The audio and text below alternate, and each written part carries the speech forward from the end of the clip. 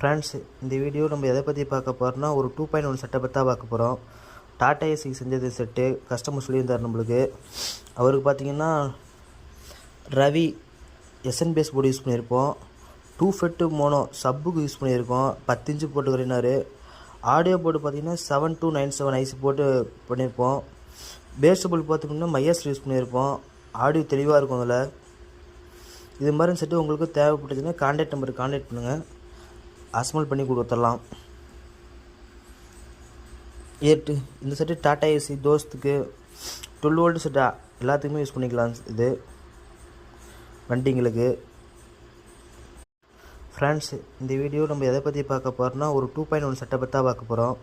Tata AC செஞ்சது set customer சொல்லியிருந்தார் நம்மளுக்கு.